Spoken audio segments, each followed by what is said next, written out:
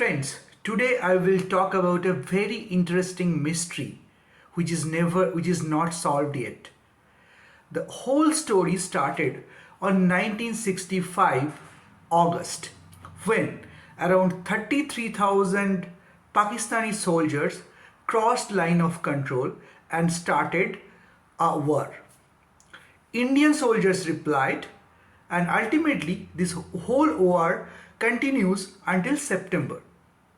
According to the neutral sources, India loses around 3,000 men, whether Pakistan loses around 3,800 men.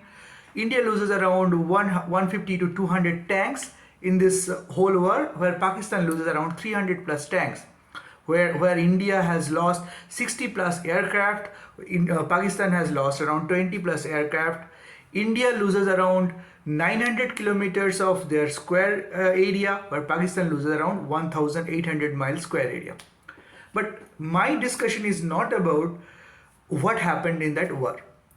Post the war, the then Soviet Union Prime Minister called both Pakistani Prime Minister and Indian Prime Minister to come to Soviet city, the then Soviet city, Tashkent, for a treaty.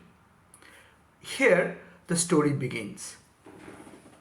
On 10th January 1966, Tashkent Treaty was signed between Pakistani Prime Minister Ayub Khan and Indian Prime Minister Lal Bahadur Shastri. After that treaty has been signed, next day Lal Bahadur Shastri mysteriously died. He found dead in his room, and then ultimately there are a lot of controversies created, but ultimately we didn't found whether the cause of death was natural or there is any mystery or not. 11 years back, in 2011, there was a clip exposed or revealed by Uzbekistan government, current Uzbekistan government, where Tashkent lies, which shows it's a 9-minute video which shows what happened, like whole videography of Tashkent files. It shows Lal Bahadur Shastri coming, Mr. Ayub coming, Soviet Union's presidents coming. They're treating with greeting with each other. Treaty is signed. There are almost 500 people gathered, 500 men gathered on that particular treaty, including the high rank officials of India, Pakistan, Soviet Union, and many more countries. But after that video is released, there was a mystery created. I will try to explain what is that mystery. Please keep listening. Neil Miller, one UK researcher, found a mysterious man in that whole video, and he done a forensic face mapping, and he found that the man's face, that mysterious man's face, is exactly matching with Mr. Netaji Subhash Chandra Bose. He submitted, he didn't just claim, he submitted a 62-pager face mapping document, and also he submitted in front of the UK High Court and Prague High Court. He told that 100% this person's face is matching with Mr. Subhash Chandra Bose. I have investigated the whole footage. This footage is available in YouTube. You have to go to YouTube, search for Tashkhant files or Tashkhant. Not Tashkhant files. Search with Tashkhant Treaty. You will find a video of length 11 minutes. Now, on that complete video, there was that person, that whole Tashkhant controversial man arrives only for 1 second, and that is on 8 minutes 48 seconds.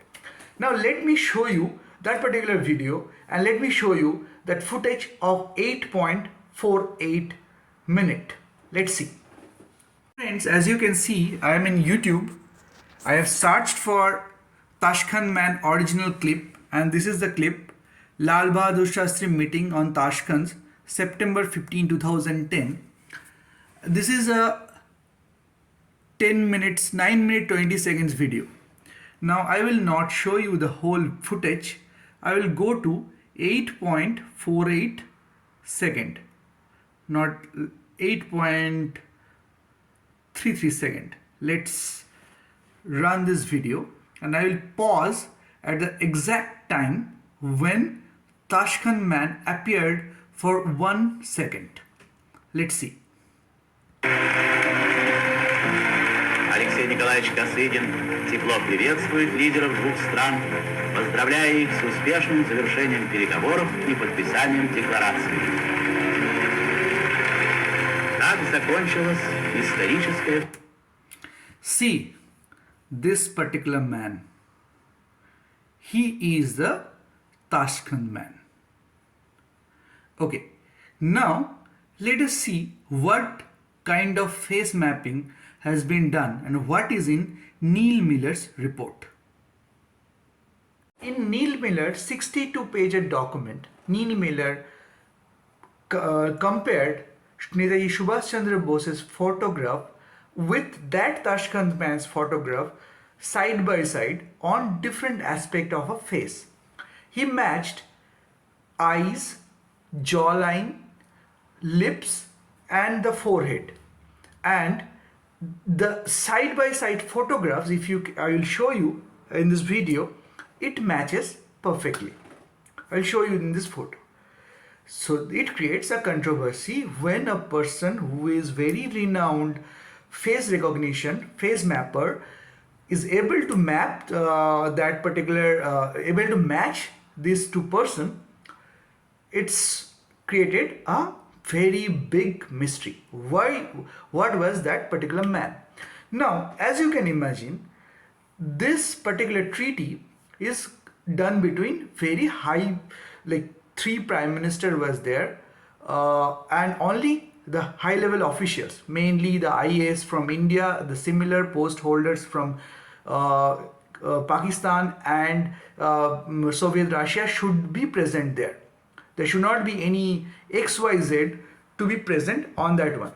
Now, this mystery can be solved very easily because those are high officials, right? And their names are must be in some page.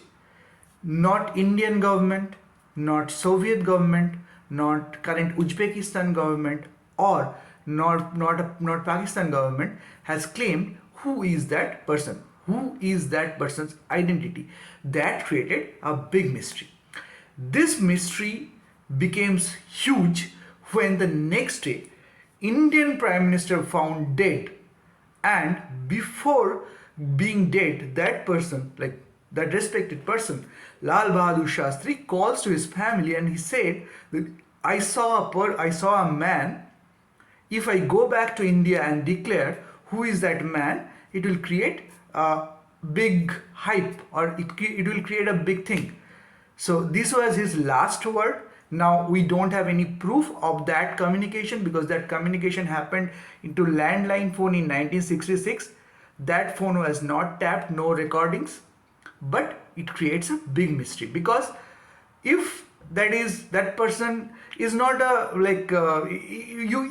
anybody, me cannot be present into that particular I mean to say nobody can be present into that Tashkent treaty, like that big treaty between 3 countries. One country is Pakistan, one country is India, and Soviet Russia is communicating, is working as a mediator between these two.